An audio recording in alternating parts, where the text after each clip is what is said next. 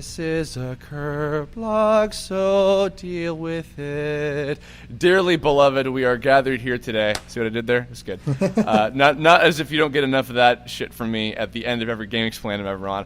I'm joined today by two first-time guests. Derek, hello, sir. Hello. And Ash, hi. Hi there. From Game Explain. Thank you guys for joining. So this is, I know I always say, like, oh, I've been sitting on this topic for a long time, but I have been sitting on this one for, I want to say, like, well over a year now, maybe even close to a year. But as we've now started in February, the month of love, I thought, why not start off with something that is involved with a lot of heart-shaped things, as you know, this isn't coming out on Valentine's Day or anything. But this question comes from the King Mickey, who said, "Hey Kirb, I'm sorry, give me a moment. Hey Kirb, I just got through listening to your Kirblog about shipping, and I noticed you said that you like Kingdom Hearts. I was wondering if you could maybe do a Kirblog about that series. What got you into the games? What are your favorite aspects of the story, characters, and gameplay? What are the worst aspects? And finally, what do you expect from Kingdom Hearts 3? Thanks, and I hope you have a great day." And if you haven't closed the window from the song, you close the window right there, so thank you. Anyway, I brought on Ash and Derek because these two are amongst the biggest Kingdom Hearts fans that I'm acquainted with, and I thought this would be fun to tackle with them. So I'm going to let you guys start, whichever of you wish to first. What are your earliest memories of when Kingdom Hearts 1 came back in, I can't even believe this, what was it, 2002 or 3, I think, by then? I think so, because I remember being in, excuse me, I remember being in high school and getting, I had subscriptions to all the different gaming magazines, the official PlayStation magazine and Electronic Gaming Monthly and all that. And then one month you saw this like news about Kingdom Hearts, this weird crossover between Disney and Square, specifically Final Fantasy is how they always labeled it. And it's just like, you look at it and be like, what the hell? It made no sense. But then you thought about it, especially me at that time. I was a extremely loyal Square Enix fan. I don't even know if they weren't even Square Enix at that point. They were still Squaresoft. And right. I would buy every single game that they came out with. So, love Final Fantasy, grew up as a Disney kid. I'm like, you know what? I'll give this a shot. I'm willing to take a shot at it and seeing what it's all about. And that was basically my earliest memory. Okay. Yes. Well, my earliest memory, I believe back then, I was actually already attending E3. I don't really know how I was able to work that out, but I was already attending and kind of covering E3, I think for actually GameShark.com that year. How weird is that, right? Wow. Wait, you worked for like the device, like the cheat thing? Yeah, they had for some reason they had a website where they would post like, reviews and news and things, which made no sense because it was just GameShark. But yeah, but somehow they got a hold of me and they didn't pay me. I was like 15 or something, but they would send me games to review, and which I got to keep. So for me, that was payment at the time. Wow. Okay. So I think I was covering E3 for them or someone, but somehow I got in. I think I was like 16. And that was back during the days when Square still had theaters at their E3 booths, which I still miss today. And so, of course, I waited in line for like a couple of hours just to get into the theater because I was a Squaresoft nut. Still am. And I saw Kingdom Hearts. I saw the original trailer, the first ever Kingdom Hearts trailer in E3. Kind of where it first debuted, and I remember just getting goosebumps from the super dramatic, super anime story, and I love stuff like that, which I'll get into later. But I was never, I always liked Disney growing up, but I never had a problem with Disney. But I am not by any means a Disney like hardcore fan at all. So I thought the Disney crossover is cool, but I was more into Sora and Riku and Kairi and their story. And I was like, I have to play this. And then it just so happened that I was able to get into the Kingdom Hearts 1 launch party in Los Angeles because my dad, of course, is a pretty prolific voice actor.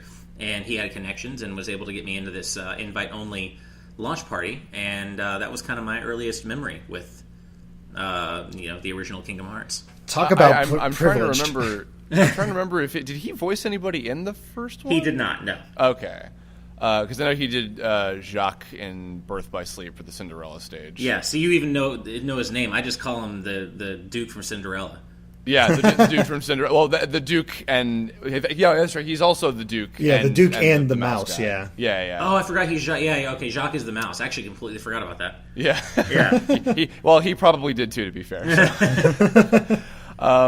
So I'm trying to even realize. So by the first trailer, then you must mean like the one with like there was that shot of like Riku on Big Ben that was never used in the final game, and like oh my god, that must have been insane to see that just like on a big screen. It was amazing. I was so hyped because I love, like I said, I love super dramatic stories like that, and I'm like, this is totally right up my alley, and I can't wait for this. And I pretty much became a fan just upon the viewing of that first trailer. Of course, I didn't know how the gameplay would work out, but I ended up, enjoying the games themselves quite a bit, and I've been a fan ever since. I feel like there's very few people who even like would have that story to tell with the beginning of Kingdom Hearts. Yeah, no kidding. Oh, yeah. Yeah, I guess so. I sometimes forget how long I actually have been going to E3. I've been covering / going to E3. I think I started when I was 15 or something. I don't know how I got in. Of course, the rules were a lot more lax back then. But yeah, fair enough. But it gave me a lot of practice for feature shows when I'd actually go as an adult and cover it as a professional. So awesome. Well, for the underprivileged of E3, for me. It was very strange. I remember. Well, first of all, because I'm going to be mentioning him about 700 times in this one probably. So Mike Lucas, my best friend, who I actually just the other day before we're recording this on the first of the month actually, and just yesterday, Mike Lucas and I beat Kingdom Hearts 2 on the 2.5 HD Remix collection thing. I remember him telling me he was over my dad's place one day and he was telling me, I just heard about this game that's going to be like Final Fantasy and Disney crossing over, and he was a big Final Fantasy VII fan, and so I knew of a lot of the characters and everything because he had a PlayStation. I didn't have any Sony systems at the time because I was still a pure Nintendo kid, really. But I was hearing about this, and I was like, that doesn't sound... Because by that point, I think we had heard, like, April Fool's jokes, and I think we had already fallen for the whole, like, Sonic and Tails are in Smash April Fool's thing. So I was like, that's got to be bullshit. There's no way. And then one day, he and I walk into an electronics boutique, which, for those of you who don't know what that is, unless you're in Canada, and that's what it is for everything, that was before GameStop took over and ate every major game... I remember the old days when we actually had Variety, Funkoland, EB Games. Yeah. Those were always better. Yep. Yeah. Well, EB Games I think just is GameStop in Canada. Yeah, pretty much. Right. KB Toys, remember them? Oh yeah. Yeah, I had KB Toys in my mall. I did too. So we went to an electronics boutique and we walk in and there was a player's guide for Kingdom Hearts, and we see it with these the anime looking kids and Donald and Goofy, and we're just like, oh my god! And we pop open the book and I'm scrolling through, and my mind is, I mean, it, again, not to poke fun. It probably wasn't anything nearly as like, oh my god, as seeing the trailer, but just looking at oh my god, Simba's in it. Oh my god, Cloud is in it. Oh my god, what? This can't be fucking real. Holy shit! And before we knew it, the game was out, and Mike had a PS2, so he was my gateway into those games. So at first, I was going to his place and watching him play through the first game. And we didn't get super far, but then eventually, I believe it was when the first Dragon Ball Z Budokai game came out, because by that point I was like, all right, fuck it, I need a PlayStation 2. I can't. So I finally got a PlayStation 2. Broke my Nintendo oath, I guess you could say, and was very happy because there was tons of good shit on PS2, and I don't regret that at all. And I got my copy, and I know, that's right, I forgot. I also bought Mike his copy for his birthday, I think probably with the ulterior motives of wanting to play it at his house. Of course. We've all done stuff like that. Oh, yeah. I mean, to be fair, I think I've bought Mike lots of games for his birthday, even up to recently. So it wasn't too different or anything. But either way, I did eventually get my own copy and play the shit out of it myself. And yeah, just was absolutely fixated on that game. I will say, before the next actual like part of the subject, because that was, I've done like kind of other sub-Kirblog topics about like kind of the magic of that time when, like, you know, it wasn't as easy to immediately disprove rumors, and there were a lot of things floating around, like especially when Final Mix came out and there was the Unknown, which turned out to be Xemnas later. Do you guys remember anything like from that time? Like, I guess the kind of, I hesitate to say the magic of it, but just like when rumors were flying about like what's going to come next and what's happening with this whole franchise or ever anything like that. Do you remember? Well, the funny thing with me is I was very closed off from that sort of wide news space. My parents didn't have the greatest internet back in those days. Even then, we were I think we were still dial up. We didn't get high speed until I was in college, and that's basically I experienced high speed in college. And I'm like, I got home, and I'm like, we need better internet. I demanded it because I could not go back to dial up. And, so I didn't have great internet to check out all this stuff. So I mainly relied on magazines, and each month just seeing like, okay, now there's a Tarzan world, there's an Alice in Wonderland world, there's a Aladdin world, and it's just like mind-blowing. And the funny thing is, unlike Ash, I was more concerned about the Final Fantasy characters and the Disney worlds. I didn't care about Sora, Kairi, Riku, any of the original characters whatsoever. To me, this was just an avenue to experience these worlds, and I just kept like my mind kept blowing up. Like, what am I going to be able to do? What am I going to be able to experience? And like that. Oh man, you're throwing magic around in real time. That's crazy that you're able to fight them and not have to do turn-based combat like in a Final Fantasy setting. I can't wait to experience this. It's just that whole like. Your imagination ran wild with what you would be able to do since you only could go off pictures, really. Oh, well, let me be clear. I was super into finding out which Final Fantasy characters were going to be in, and I thought each new Disney character review was pretty cool too. I was just all about the Square stuff and not the Disney stuff as much. But no, like seeing like Waka and Tidus and Leon Squall.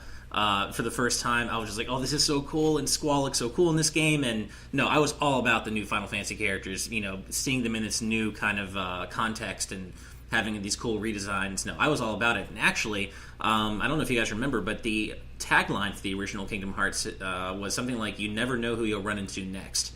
And that kind of formed the cornerstone of my own hype for the game, because I was following it as closely as I could, just waiting for each next character or world reveal. And like I said, even though I wasn't a Disney nut, I still loved finding out, oh hey, we get to explore, the Little Mermaid world. I don't think I knew it was called Atlantica at the time, but I was like, oh man, we get to explore Little Mermaid. We get to explore, all these Tarzan, all these cool different movies, and with these Final Fantasy characters and these original characters whose designs I love. No, I was all about following the hype as closely as I could, and I have been, but that's been me for years. I mean, ever since I was a kid, I was following. I had subscriptions to EGM, GamePro, Nintendo Power. That's just been. I've been, I guess, just a child of the industry for as long as I can remember. So the way in which I followed Kingdom Hearts was really no different in the way I followed any other game I was super excited about. But I certainly remember the magic of that time, no doubt. It's funny, too. I realized something when you're talking about the Final Fantasy characters as well. Truthfully, to everybody, I'm going to turn in my nerd card now. The only Final Fantasy game I've actually played before were 4 and 5, and I've only played up to the first dungeons of each of those. I've never... I really just didn't have a lot of them. If anything, Mario RPG is probably the closest thing to a Final Fantasy game, quote-unquote, I've ever really played, which is kind of pathetic. But I am totally going to get 7 Remake because I need that shit. But what's interesting to me is because I realized 10 just came out right before that, and they had Tidus and Waka and who else from 10? Selfie. Selfie's 8. That's right. Yeah, that's right. I think it was only Tidus and Waka. No, it was just Tidus and Waka. Yeah. Okay, yeah. Well, then they had Oran and the 3 girls in there in the second one too. But yeah, Final Fantasy 10. What was that 2001? Yeah, 2001. Like yeah. So that must have been interesting because that was right after that because that game was a huge deal when that first came out. So to see immediately after that, here's the cute teenage versions of them living on Destiny Islands or whatever. I realized from a Final Fantasy fan's perspective must be kind of strange, I guess. Well, it's kind of brilliant that they did it with those 2 characters because they were the most recent ones, so there's not really as much of a connection as people would be much more upset if they did that same sort of thing with Cloud or Squall. But to do that with 2 characters that were very new at the time, I never thought about it before, but that's really brilliant. The only ones that could really do that too. Selfie was the exception, of course, that you could de-age like that, but she was always kind of kid-like in the first place with Final Fantasy VIII. Yeah. Well, it's funny too. I remember when X2 was coming out. I don't think I've ever told this story on Kirblog before, but in a magazine article, they were talking about, Final Fantasy X2 will star Yuna, Pain, and Riku. And I was like, oh, like Riku from Kingdom Hearts? Oh, maybe. And so originally what I thought was, is Destiny Islands like where Final Fantasy characters like grow up and then they go off and become like stars in their own adventures, like in Final Fantasy world or whatever? And I didn't realize that. No, that's Riku with 2Ks, completely different character. Right. Actually. Oh, sorry. So that was weird to me, and then I realized that those are two completely different. They're treated really like completely different products from everything. Kingdom Hearts is just entirely its own universe, more or less. Well, I gotta say, Chris, you're making me break out in spontaneous, uncomfortable itches every time you say Final Fantasy X2. I'm sorry. That's so weird. I usually do say it. I don't know why I just said X2. That's unusual for me. I apologize. I was like, we should be talking about Mega Man if we're talking about X2. Yeah. Mega Man X2. Mega Man. That's another Kirblog someday. But that will be when that one happens. That'll be mostly Ash talking about Mega Man X, I imagine. Yeah, probably. Also, a little quick minor thing too. I remember when Chain of Memories comes out. I have no fucking idea why I thought this, but because I was so intrigued by the Black Coats unknown, or what became the organization characters when Final Mix came out in Japan, and I was following all that stuff, and this too. I'm remembering all these things. You're delving into my brain, everybody. So back in the day, my dad and I used to scour eBay for stuff. This was before, like, obviously Amazon was like, you could just get anything you want, and before YouTube existed even. There was a guy who was selling a videotape that had all of the new footage from everything that was in Kingdom Hearts Final Mix. It was just video that had all of that Nice. stuff and all the new cutscenes, all the new boss fights and everything. And I bought it, and we sent in a letter for it. And on the letter, I drew some pictures of like Sora and Cloud and Sephiroth and Kairi or something, and sent in the thing to the guy, and with the check, that is. And then when the tape came in the mail, we get a letter from the person on eBay saying, "Hey, thanks so much for the really cool artwork. I gave you a little something extra. Hope you enjoy." And so in addition to the video, he gave me a little CD that had, I think it was like the 3 or 4 extra tracks that were only in Final Mix. So it was like Night on Bald Mountain, One Winged Angel, the fight music from when you battle Xemnas in Hollow Bastion, and then the Deep Dive trailer music, which I would watch that like an infinite amount of times. The original Deep Dive. Oh yes. Another Side, Another Story. Oh God, me too. Back before. Oh, go ahead. Go ahead. Well, back before YouTube, of course, you couldn't just look that up anytime you wanted. So I had a save point specifically left just so I could watch Deep Dive anytime I wanted, because that trailer was so cool. Oh my god. Yeah, I was going to say the same thing. I must have beaten Ansem so many times just to go watch the trailer again, the Deep Dive trailer, because it was just so provocative. It just made my imagination run wild as to what could possibly be happening in this trailer that makes the Kingdom Hearts world so much darker and more futuristic, and it completely blew my mind. And like you said, Derek, that was before the days of YouTube, so you couldn't just go on the internet and just watch whenever you wanted. You had to beat the game. And I must have beaten that game, God, 50 times or something after I just playing from the last save point at the end of the world. And that was the shorter version on the international American Kingdom Hearts, I think, right? Yeah. Exactly. See, this was, I think, my equivalent of, like, I got to go to E3, or like my cool thing was, because of that videotape, I had the longer, like, full version of the Deep Dive trailer from Final Mix. And I would just rewatch it ad nauseum. And I'd show all my friends, like, "Oh my god, look at all this stuff with the coats and Mickey and all these shit," And of course, like that great track by Yoko Shimomura, which became the kind of the theme of Organization 13, more or less. And also, when what I was going to get to was when Chain of Memories stuff was coming out from Japan. By that point, my internet was better, and I could keep up with news sites and things. I remember seeing a picture of Marluxia. And I have no idea why I thought this, but for some reason, I thought that he looked like an older version of Sora. Huh. And I thought, oh man, is this like evil Sora from the future? Which is, obviously the farthest thing from the truth. But I guess I was predicting the fact that, 20 games later, they were going to be doing a fucking time travel story. Well, you must have almost had a heart attack when you saw Vanitas' true face then. Oh, We're yeah. talking about evil Soras. See, well, we'll probably get to that, but something about Birth by Sleep, I predicted something else about that I was very proud of. But kind of moving on from that, so next kind of part of the question was, what are your favorite aspects of the story, characters, and gameplay? So I had mentioned earlier, I had just finished playing through both 1 and 2 on the HD collections. We've been borrowing those from Ben Diskin, the voice of young Xehanort, and his girlfriend Heather. They played through all of them together recently, because Ben and Heather are also massive Kingdom Hearts fans, and they send their love to everybody. So Mike and I are playing through those, and we're actually just about to start playing through Birth by Sleep, which I've watched but never actually played in full, and I'm excited to, because for the very brief time that I played Birth by Sleep, I actually think I enjoyed, and it was, I think, just like a couple levels of Aqua's campaign.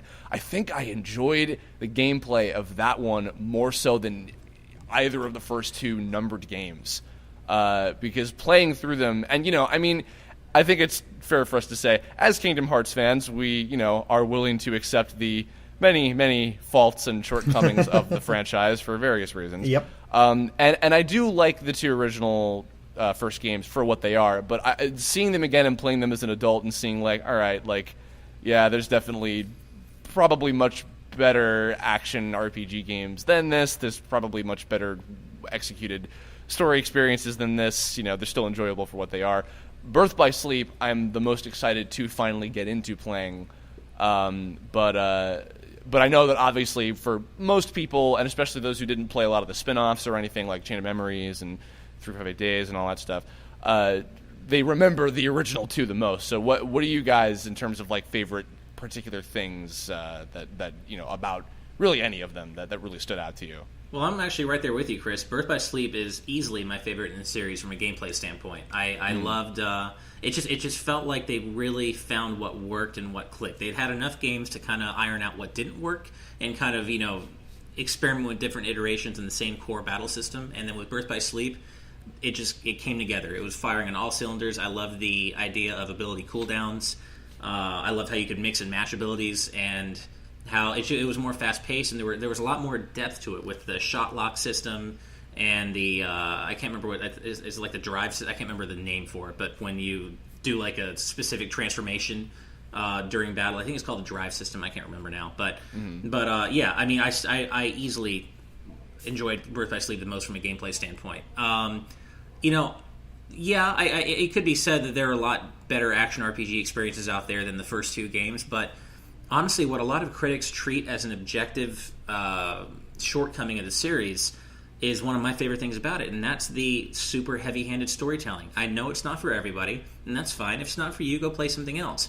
But it's not an objectively negative thing. There are those of us out there who enjoy that really corny, heavy-handed storytelling, and I fully admit that Kingdom Hearts will always have me on lock, because I can't get enough of that just soap opera like ridiculous storytelling. And is the story from a technical standpoint kind of a mess? Sure, totally admit it.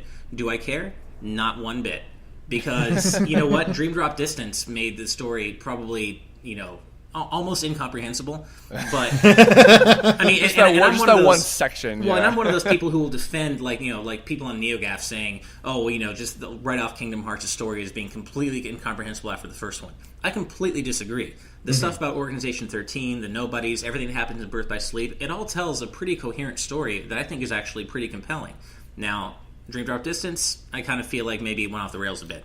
But all that said, every time Sora gives an inspirational speech about the power of friendship and the power of the heart and the fact that he is going to triumph and save all the people who are suffering because of how much he loves his friends, I'm there every single time. I don't care. Yeah. I get caught up in it, and flaws be damned, I love that stuff. So that is by far, other than Birth by Sleep from a gameplay standpoint, that is why I come back to Kingdom Hearts. I'm coming to Kingdom Hearts 3 50 years later as an old man, not because I can't wait to see the next iteration on the gameplay, which I am excited about that too, but because I want to see how this story ends, and I know that Tetsuya Nomura is going to absolutely knock it out of the park if Kingdom Hearts 2's final battle and Birth by Sleep's final battles are anything to go by.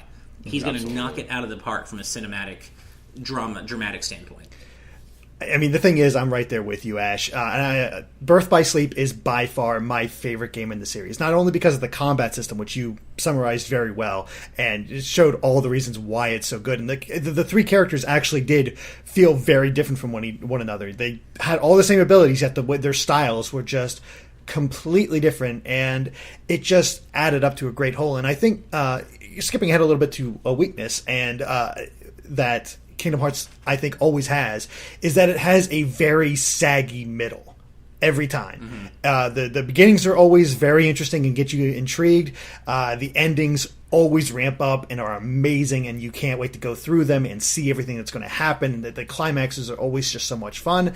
But then that middle part, you're just visiting Disney Worlds and getting a lot of fluff. And the funny thing is that I went from not caring about the characters at all to loving these new characters so much, and them being the main drive behind it. Like, okay, cool, this Disney World's coming in, or this Final Fantasy character is going to be there. That's great and all, but I want to see where these characters progress. And Birth by Sleep cuts out all that fat by having these three self-contained not self-contained, interlocking stories that tell a cohesive whole, but there's no fat. Each one feels like they build off something, and each world you visit has something that builds on their story. You might not agree or like everything that happens within that story, but I still felt like the plot was progressing at a consistent pace. And you want to talk about those like overwrought moments, Ash. Every single game, my God, it has a way to make me just like get tears in my eyes. The ending, the split between Kairi, the reunion in Kingdom Hearts 2, Chain of Memories had Naminé's whole story. Birth by Sleep by far has the one that just gets me the most every single time, where you get that final ending and seeing Aqua walk through the realm of darkness and finally come across Ansem the Wise, and basically getting that confirmation that she can be saved, that there is somebody out there that can help all of them, and it's Sora. And it's not like Sora's declaring all this, it's just seeing all these people have faith in him and being able to rescue them. Damn, that makes me cry every time. I don't know why, but it's just like that. It's just a really genuine moment. That kind of teaser, it's like a 6-minute ending teaser video that plays after that true ending in Birth by Sleep, where they all kind of say Sora's name and it all comes back together, where you find out that he's going to now have to come save all of them. It's brilliant. And I remember being totally caught up in that too, and getting all teary and emotional. And this is going to be, it's probably its own topic of conversation later, but so much of that is due to the brilliance of Yoko Shimomura. I can't even begin to talk about her genius well enough. But no, I completely hear what you're saying, Derek. And it's not for everybody, and it's certainly not for anybody who has ever used the term weeaboo in a negative sense. And if you're one of those people, we can't ever be friends. But it's not for everybody, and that's fine. But I wish people would stop acting like it's this objectively bad thing, because it's just a style, and that's all it is. It's a specific style of storytelling that is for some people and isn't for others. But it's not an inherently bad thing. No, and for the style too, I think what it comes down to a lot, this is kind of my answer, but also kind of jumping on top of what you guys have already said. It's particular, like, and this isn't even just a Kingdom Hearts thing. A lot of like great movies, stories, games, etc., TV shows, whatever, have like really legendary kind of moments that you just will always remember. Particular things, and all of the major, even the spin-off games too, have these like very particular. Because I've never played 358 Days over 2, but the last scene between Roxas and Xion, is really heart-wrenching. So good. And actually, probably what might even be my favorite thus far, like of all, is the big and partially because I used to watch. You want to talk about the deep dive trailer? I watched the original Birth by Sleep. The big fully animated trailer from Final Mix 2 with Ventus Terra and Aqua fighting Master Xehanort and Vanitas, and with that Advent Children style animation. I cannot even tell you how many times I watched that over and over, and then to actually find out that you, and this is why I'm excited to play Birth by Sleep finally, to live that. You get to play and experience that entire thing from all three of their perspectives, and seeing all this crazy dramatic shit happening, and I forget, I think it's like Fate of the Unknown or something is the track on that trailer. Yeah. Which is one of Shimomura's like most amazing pieces ever made. Holy crap. Like, but the moments like that, there's one or two or three or however many in every Kingdom Hearts game. And I feel like sometimes it's even just those moments that really just make people be like, this is awesome, and I'm totally on board with this. Like, shortcomings and all, it's just those particular kind of things are what make, what otherwise, may even be like, the fat in the middle, or like the not as great moments where it takes a while to get through that stuff. It's like, that stuff kind of helps tie it all together, and it is so well done. And it is, I think, what helps us, because Ash and Derek, and we all love Sonic the Hedgehog, and there's often comparisons to Sonic fans being in an abusive relationship with Sega. I don't think it's quite the same thing with Square and Kingdom Hearts necessarily, where it's like, no, I'll forgive the bad things because you love me. I don't think it's quite like that necessarily. It's more so that like that's the side of the enjoyment that we get out of it as fans. And that paints such a positive light that it like overpowers everything else, I guess you could say. In terms of specific characters too, as kind of part of the same sort of subtopic, any particular ones from any and all of them that really stood out to you, like any major ones that maybe you want to see back again or see more of or anything like that?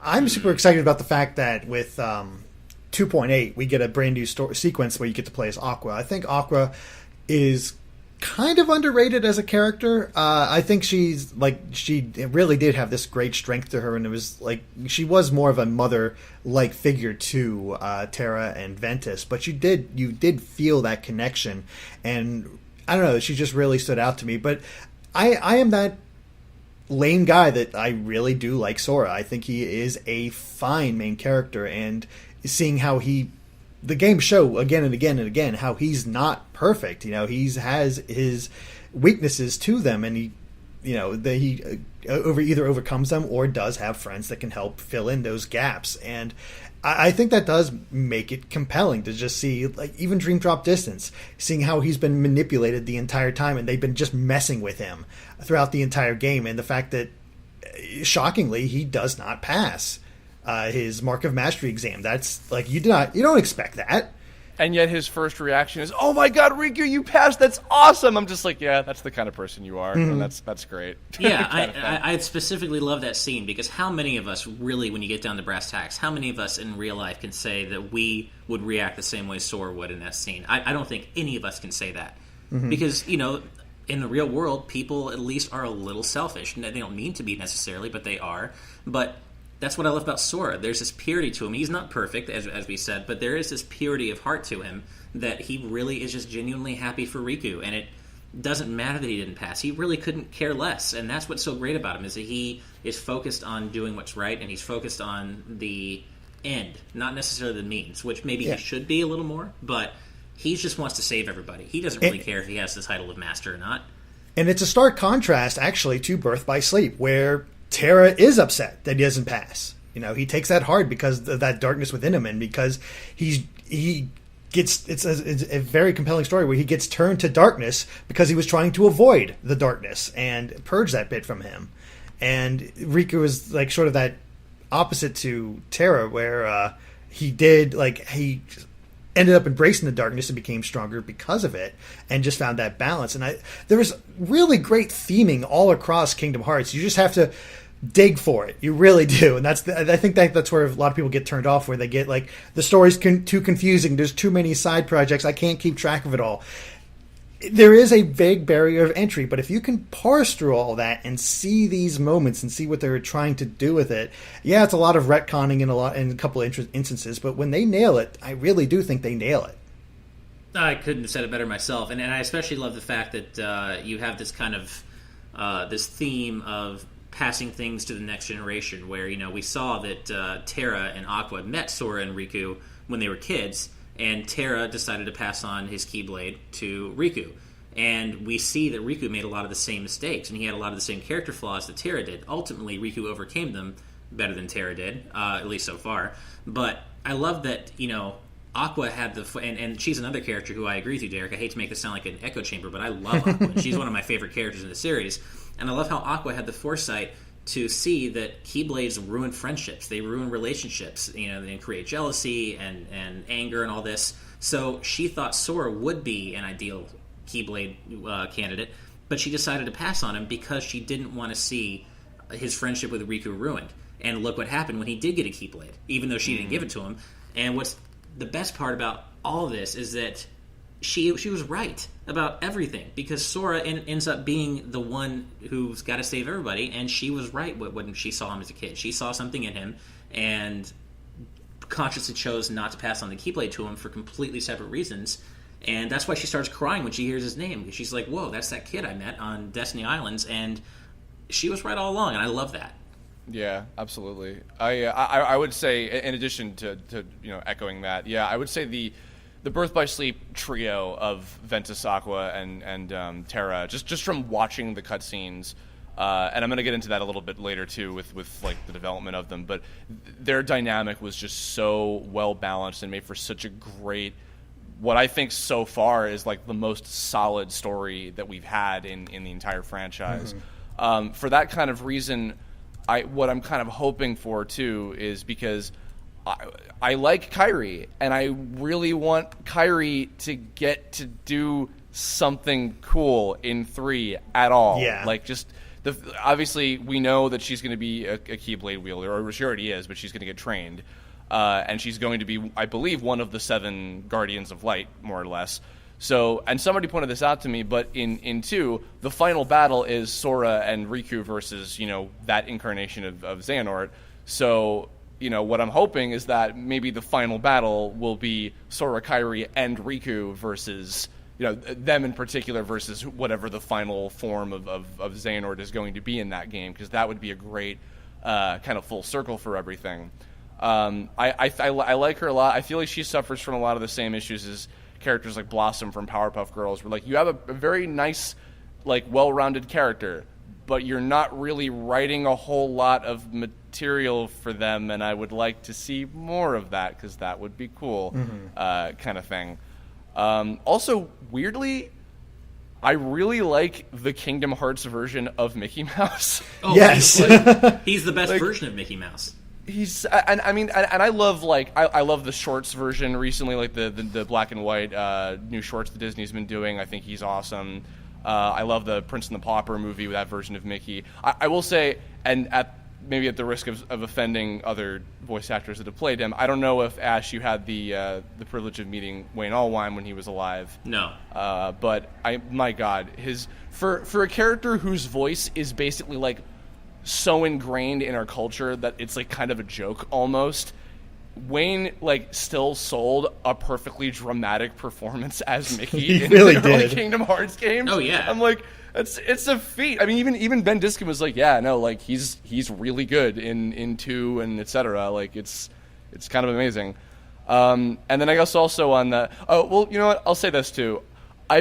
In replaying the games again, I think I've grown to have a bigger appreciation for Riku than I used to. Yeah. Because Riku is very easy to pick on because he's like, he's the emo guy or whatever. But like, I don't know. I feel like the shit that he goes through and like how he still manages to come out on top of it anyway, is actually like pretty commendable. You actually get to see him grow, like from the little shit that he was in the first Kingdom Hearts. And we're naming it Highwind.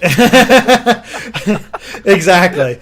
And then, seeing him really just sacrificing himself and trying to help Sora throughout all of Kingdom Hearts 2, and then actually seeing the actual sacrifice in 358, what he does in order to help Sora. And then, of course, Dream Drop Distance, I think, does encapsulate showing his full circle, how he has completely turned around from his original appearance for the first Kingdom Hearts. Oh yeah, and it's funny too because I think I often try to in life, I think I try to be more like a Sora But then I realized, like, no, I'm more of a Riku. I think I'm more of a, like, no, I have issues, and I get jealous, and I've done really stupid things, and I just want to try to do the right thing, and I'm not sure what that is. It's not to get too dramatic with it, but it's like, I look at kind of all the stuff that he's been through, even all the way up to Dream Drop Distance, like you were saying, Derek, and it's like, yeah, no, it's all perfectly relatable, and it makes sense, but Sora being that kind of, like, unbridled force of good in everybody else's lives is, we have people like that, and that is, it is healthy to have those kind of people around because of, what we kind of learn and take away from them in that sort of way. Also, while we're on character notes, I do want to give special mention to the villains too, because the members of Organization 13 who have distinguishable personalities, I quite enjoy. Zigbar is and slash Braig is hilarious to me. I don't know what the hell they were. I don't know, but I love him. No, I don't know what the hell they were going for with the semi like surfer dude thing, but I don't care because it's great and he's hilarious. Axel, sometimes Axel I can find to be like a little like, all right, shut up, but like he's pretty endearing. But ice cream, but sea salt ice cream time. Yes, yeah, lots of ice cream all the time, and yeah. Watching the sunsets with his boyfriend. Saïx became surprisingly compelling as the games went on. I'm hoping for Saïx will be interesting to me in 3 now that we know he has this kind of thing with Axel, because so far Saïx, Zaldin, Lexius, even Xemnas to an extent, like all of them are just like, yes, mysterious, blah. Have you seen Bleach? Know all of the Soul Reaper guys? We're basically all like them. It's like, yeah, okay. Well, to be fair though, Saïx has the element of having a past with Lee, is it Lee? Right? Yeah, Lee. Yeah, it's Lee. It's Isa and Lee, I think. So I would like to know what their deal is, if they were friends in their former lives, or what were they, because there's clearly some history there, and that has carried over into their incarnations as organization members. So I do find that a little interesting. It's pretty funny too, because I'm realizing it to me. Often when I talk to people about like the ins and outs in Kingdom Hearts, I often have to say there are in-universe explanations for almost everything, and there's also out-of-universe explanations for almost everything, such as it's very clear that Saïx and Axel's thing was not intended to be the case when they wrote Kingdom Hearts. Like, you can tell there was never anything going on with them at all. And then it's like, okay, now we're going to set up for it in 358 Days. And then it became a plot point in Birth by Sleep. And it's like, oh, yeah, the nobodies that later went on to be number 7 and number 8 just so happened to also be there when the thing happened that made the original 6 members... It's because they're really popular and they retrofitted them to be in the game more. Like, you know, so I feel like in Saïx's case, I feel like it's probably because, like, all right, he didn't really have a whole lot going on for him. Let's make it so that he and Axel knew each other when they were humans, and then we'll tie him in with later stuff, and etc. And it's like, yeah, that's fine. You know, I trust that they'll go somewhere with that. But offhandedly, he kind of blended together with a lot of the other ones for me, honestly. But I do like, I love Zigbar, I love Demix because he's a chode. Larkson. Actually, you know what? I'll say this: the one of the this kind of organization member, the only one of those that I thought was like actually compelling was Marluxia. And I was actually almost kind of sad to see him go because he would have been an interesting sort of Starscream, I feel, to the 2's plot. But he was fine. And part of me almost even kind of wishes that they went with the original plan of him being a girl. I get why they were like, oh, we didn't want to have both of the traders be women because we thought that would have come off as sexist. That's fair, but I think at least one female villain in King, like a real villain beyond Maleficent, obviously, who's great, would have been kind of cool. Well, but, sorry, I do want to throw in a quick shout out for Larxene, because even though she is one of the only female villains, and she doesn't get to do a whole lot in the grand scheme of things, she has the great honor of being pretty much the only character across the entire series who has managed to truly piss Sora off, like makes Sora go for blood. That's like true, you never see Sora angry, which is why those scenes are so impactful, because Larxene gets to him. She gets under his skin, which nobody else can do, not even Xemnas, and she just gets to him and makes him want to, like, absolutely destroy her. Not even just hurt her, but destroy her. And that's so interesting because you don't see that in Sora very often. So shout outs to Larxene for being able to piss Sora off.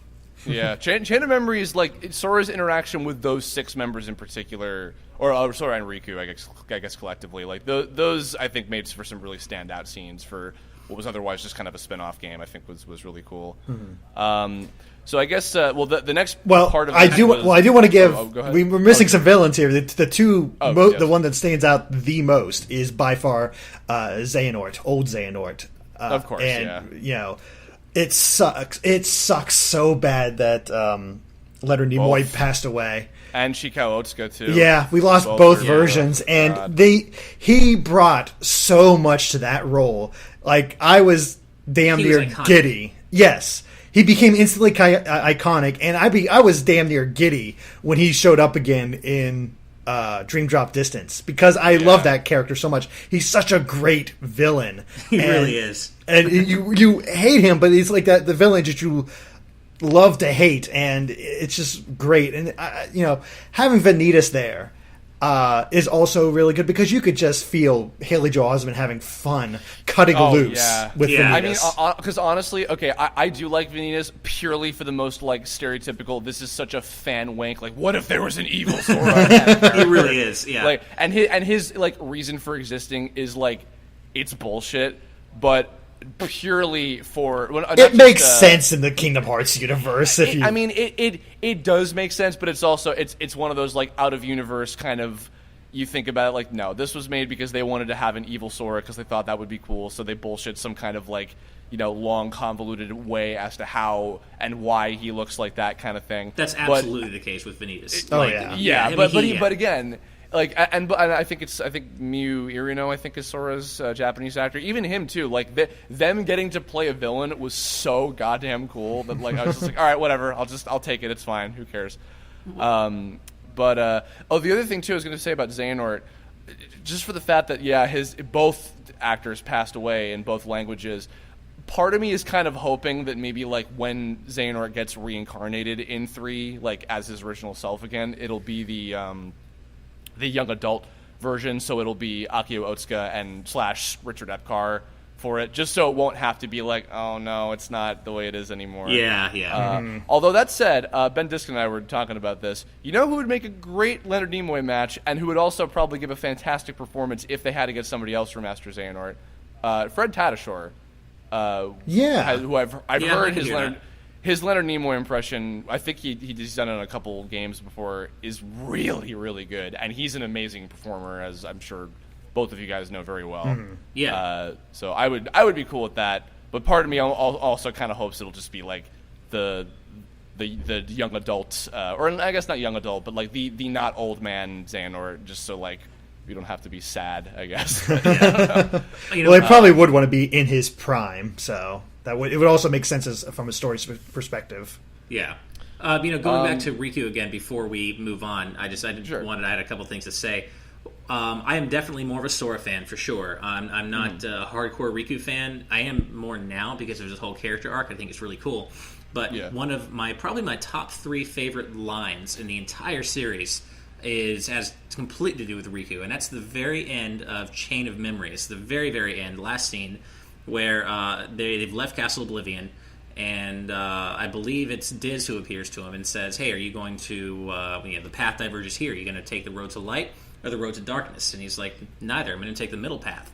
And Diz says, the twilight road to nightfall, and the camera closes in on Riku and he says, no, it's the road to dawn. And that's so... When you walk away. That is a great line. That perfectly encapsulates why I love Kingdom Hearts, because it has shit like that, and it's so good. It's just so cheesy, but so good. And what I was going to say about Riku, the character himself, was that I originally wasn't as much of a fan because I feel like Riku came a little too close to suffering from Zero Syndrome, which what I call that basically in terms of Mega Man X. Zero almost kind of supplanted X as the main character, something I always hated, and because Zero then gets his own series later down the line. So I feel like Riku towed that line of almost upstaging Sora and making the whole story about him. But then kind of what I like is that Nomura, who's himself a self-admitted Sora fan, kind of reined that in. And it's like, okay, here's Riku's character arc. You've seen what he does. He's great. But Kingdom Hearts 3, where you're playing as Sora. The focus is squarely on Sora, and we want to make this about Sora's story. And I'm really glad they did that, because I don't think I'd feel the same way about Kingdom Hearts as a whole right now if Riku had kind of replaced Sora as the main character. Yeah, and I don't think that there was ever any intention for that. I think that really what it is it's a case like you think about like DBZ. Like Vegeta has infinitely more actual character development than Goku, and Goku is like the Sora, and that he's the the unyielding force of good, who just he's the guy who does that, and he has this innate talent, and he affects everybody in generally a pretty positive way for the most part. And that doesn't make him I don't think that necessarily makes him a bad character, but it's like, yeah, sometimes like when you have a hero like that who is like that sort of unyielding force of good, and then like the other characters are the ones who are like, they need help and they have their issues. Like that happens a lot with stuff, and I think that that's perfectly fine. And it's likewise with Goku. It doesn't make Sora a bad character. I love Sora too. It's funny because I was even saying before about I try to be more like Sora, and yet I am probably much more like a Riku. I think that striving to be like somebody who is like Sora in that kind of way, and that like you have a very positive outlook, and like you try to be a very big positive influence on people, I think has value to it in that kind of way. It's almost like a moral to take away from the story, but it makes for something interesting, I think. Yeah, I think most of us, when we get right down to it, most of us are probably Rikus and not Soras. Yeah, we'd like to be Soras, but probably mostly Rikus. Yeah, I know some Soras. Yeah. I know some genuine like adorable people that just want everything to be wonderful kind of thing, and and I'm happy to have those people in my life as well, for sure. I guess we've kind of covered a few bits of this, but the next part of it was going to be what do you consider to be the worst aspects of it. I guess I'll start this time because we've been kind of talking about Birth by Sleep a lot. Something that Birth by Sleep kind of opened my eyes to is I realized something about the formula of what the stories of 1 and 2 kind of were. And this also then ties into the next part, which is what am I hoping for about 3. In Kingdom Hearts 1 and 2, the formula is Sora, Donald, and Goofy go to a Disney World. They interact with the characters, basically live out the plot of whatever that movie was that it was based on, and they're just there for it, and the story continues onward. Maybe Sora or Donald or Goofy or whoever, says something to positively infect, whoever the main character or characters of that Disney movie were, and then they go about their merry way, and then they do the next thing, rinse and repeat, until eventually they make it to one of the non-Disney worlds where important plot-related things happen, and then, then it's their time for development. That's fine. And, again, if that was something bad, then the games would not nearly be as successful as they are. But the distinct difference that I noticed is that when I watched Birth by Sleep, it was the first time that my eyes were open to realizing, oh my god, I think this is really the first time where what happens in the Disney worlds actually matters in the long run.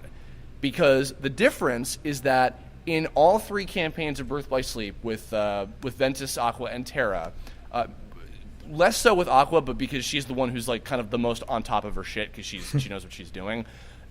Especially with Terra and Ventus, the point is that all of them, when they interact with the other characters in each of those worlds, they genuinely learn something, and they talk about it, and they think about it, and it has to do with their individual developments as characters, and all of the things that they learn from each of those individual levels comes into play and comes to a head when they all eventually meet back up a couple times throughout the story, because they all intertwine at 2 or 3 times throughout the entire thing. And when I realized that, I looked at the plots of because I've gone back and watched the cutscenes or played the original ones a few times in between that. What I realized is, that doesn't really happen. Like, if anything, the Disney worlds sometimes seem a little bit like almost inconsequential, which, Ash, is probably the reason as to why, when you think about that, it's like, I'm more interested in what's happening with the original characters and not the Disney characters, because in the long run, they don't really tend to affect things that much. Exactly. So and again, that's fine, because the game stories are still fine for what they are. But after getting a taste of that in Birth by Sleep, and I think they did a little bit in Recoded and Dream Drop Distance, like a little bit differently. Probably not to the same extent as with the Birth by Sleep trio characters, but that's kind of what I'm hoping for a little bit, is that maybe those experiences in the Disney worlds that'll be in Kingdom Hearts 3 might have a little bit of a stronger impact on the development of, Sora, Donald, Goofy, Kairi, Riku, Mickey, etc., in whatever ways they can. Because I feel like, if anything, that might be, it is what it is, one of the biggest weaknesses of the storytelling of those games, I completely agree with that. And the only time, at least in a Sora starring Kingdom Hearts game, that I really noticed that there were character development happening within each of the Disney worlds was the first one. You go to Alice in Wonderland, that's where you learn about the rules about not interfering, and Sora decides, no, screw that, I'm helping people. And it never comes up again that they shouldn't interfere with these other worlds' things, except for Atlantica. Tarzan is about him learning to work together with Donald and Goofy, and you get these little bits of character development, but it doesn't always tie into what's actually going on in the Disney world. And Birth by Sleep definitely refined that storytelling aspect. But then, as you said, they really haven't successfully managed to do that since. And I'm with you. I really hope that they can find a way to make the Disney worlds matter, because two is the most obvious example of, let's toss in as many popular Disney movies as we can. And just that, so people can say, oh, I'm going to Pirates of the Caribbean, or oh, I'm going to Lion King, And not that that's not going to happen either. I mean, they don't have to make a fucking announcement, and we know that there's going to be a Frozen level in Kingdom Hearts 3, yeah. and that's fine. But even what I'm saying there is if anything, here's again jumping ahead. What would be great is if, say, the player character that joins you or whatever in the Frozen level is Elsa, and she's learning from all of them about stuff, and then maybe Sora, Donald, and Goofy are learning things from her about what her deal is, and kind of helping her through her issues, or just something would be great. And maybe I would even enjoy it more than the actual fucking Frozen movie. But that's the subject. Yeah, honestly, I feel like Riku would be a better match for the whole Frozen world anyway. Yeah, that's true. Yeah. I do agree with both of you that that's kind of constitutes one of the Kingdom Hearts series' main weaknesses. I would also add platforming to that list. I think as far as 3D platforming goes, Kingdom Hearts isn't exactly blazing any trails. I'd say it's kind of one of the more inferior 3D platformers out there. Yeah. But no, other than that, I agree with what you said, Derek, about how there are a few isolated instances of character development in the Kingdom Hearts 1 worlds, but I do want to call attention to one specific instance in Kingdom Hearts 2 that I really like, and that's Tron. And I love that there was continuity maintained in the Tron Legacy world in Dream Drop Distance, with Sora wondering, hey, where's Tron? Because Sora and Tron always had this kind of particular friendship where they really... It went beyond the friendships that Sora made with the other Disney characters in some way. It's kind of hard to explain exactly how, but Sora and Tron have this real friendship, and when you have to fight Rinsler in Dream Drop Distance, not only is that a really fucking hard fight that was really obnoxious, but it's really sad because you know that Sora, when he finds out that that's Tron, it's going to really hit him hard. And I love that the Tron Legacy world maintained continuity with the Tron world in Kingdom Hearts 2. It's funny, yeah. Mike and I were even realizing, because I had told him there was a Tron Legacy level in that game, and we realized, oh yeah, I guess that does work with the continuity, because I think by the time you meet Tron into the events of the first movie have already happened for him, and then he was just because I think what was it, they said they stole the program from the Flynn's company or whatever, so Tron just happened to be in it or whatever. And I do. It's funny though on continuity where it's welcome to the Mulan and Lion King level that we know that you probably wanted in the first game. Hey, we sure do hope that you used Mushu and Simba as summons, because Simba knowing who they are is going to seem really weird if you didn't. But you are right, Ash. I kind of forgot about the Tron world, but that is in my opinion, the best Disney world in Kingdom Hearts 2, because it connects so much with the main plot line and really feels like you're moving on. That's the kind of integration that I love, and I wish that they would be able to maintain and keep doing. Find that ways to make the Disney worlds connect to the main plot in some way. It was good that it had the advantage of being technically sort of part of the Hollow Bastion stage, I guess, and that it was tied to the heavier story stuff. Yeah, it's funny too. I was rewatching Game Trailer's timeline video the other day, and then also I started watching through the Kingdom Hearts mysteries videos that they collaborated with the KH Insider guys on. I have watched the time travel explanation one maybe about 6 times, and every time I feel like maybe I'm sort of getting how the time travel stuff worked in Birth by Sleep, but I still don't fully understand it. And I don't know if I ever will. Yeah. And that's the other thing too. Like, see, for us, I know that it's fun to decipher that kind of stuff, like the lore stuff about the world, and like, oh, you know, what's going to happen with this, and how does this happen, and everything. Despite it being fairly enough being one of the things that people are the most critical of, because, like, you know, Mike and I were playing through the World That Never Was in 2. And, you know, when Riku has the body of Ansem / Xehanort's Heartless, it's like he sees Ansem the Wise. And, of course, it's like, how can we not make the joke of, oh, the guy whose name that the guy that I was pretending to be, who I didn't realize that was actually not his name, is the name of the guy who's over there, then he wasn't really pretending to be that guy. And just like, yeah, I know, we know. You know?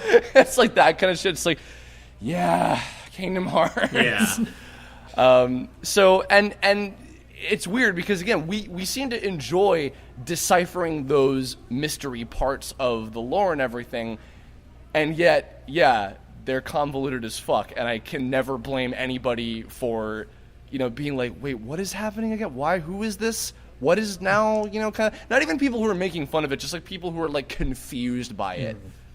Kind of thing, but I don't know. Dream Drop Distance was the one where I had a pretty firm grasp on everything, and that's not even me just going to fan sites. I'm just like piecing together just from me playing it and sort of absorbing what's going on. Like, oh yeah, this connects with that, and re-watching all that. But Dream Drop Distance and experiencing that and trying to understand this time travel and the exact, like, I got the overarching thing that we're supposed to be understanding here, where he's formed a new organization. We have to bring together the 7, you know, warriors of light and fight against it, but it's still just poof. It's like absorbing all of that and seeing what's going on. It's just wow. Yeah.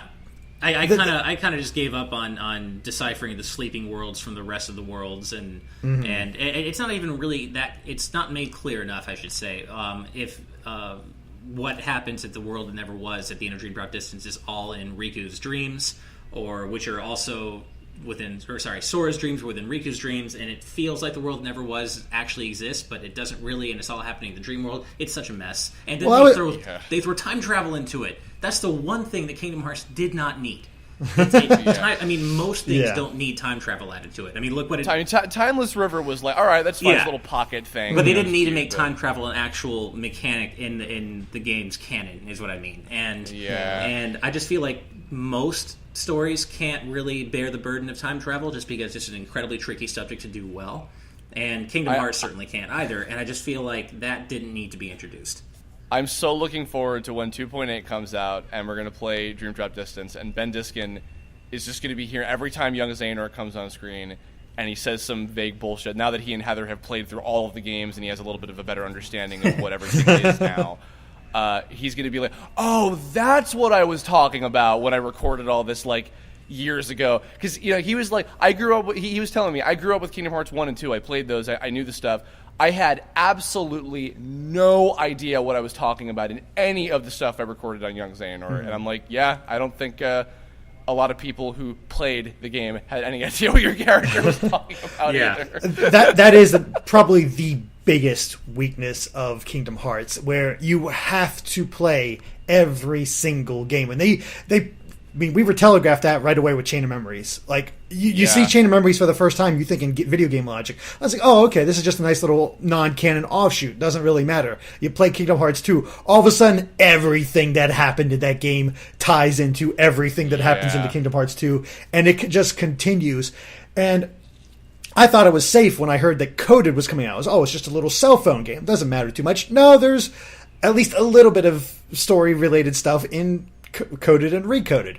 Then I hear about the website browser game that's coming out. I'm like, Are we getting that anytime this century, by the way? I don't know. Yeah, but a browser game. I was like, okay, I think we're safe. We don't need the story from from that Kingdom Hearts game. You're not wrong, motherfucker. Yeah, exactly. Nope, she is canon. It's all necessary. Ties into Kingdom Hearts 3. I'm like, son of a bitch. You know, and honestly, I've really lapsed as a fan. I mean, I'm still as into the series as I always was, and I can't wait for 3 and for 2.8. But there's so much of 3's backstory is predicated on knowledge of Kingdom Hearts Key or Kai or Chi, whatever the hell it's called. I think it is Kingdom Hearts Key, yeah. Yeah. But so much of it is predicated on the backstory that you get. I guess they're called the foretellers or foreseers. I don't know. The foretellers. Yeah, I don't care about any of that, and I haven't even begun to research that or go into it, and I don't want to read about it. It's like I love FF13, but I hated the data log because I don't want to read about events. I want to experience them.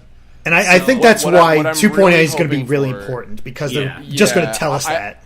Yeah. I'm hoping to God Almighty the back cover will just give us like what we need to know about the because what could be cool about that is this is the very beginning of the timeline. This is like before the Keyblade War, and like the foretellers look kind of cool, and I think it has to do with like where Xehanort came from with like the different like animal based Keyblades and stuff like that. So I'm intrigued. I just don't want to play the fucking cell phone game. Yeah, exactly. So if because you know what, I do think that it was smart that like on the two HD ports that they're like, all right, we know that probably not enough people want to replay 358 Days encoded, so let's just make fucking animated movies out of them, whatever.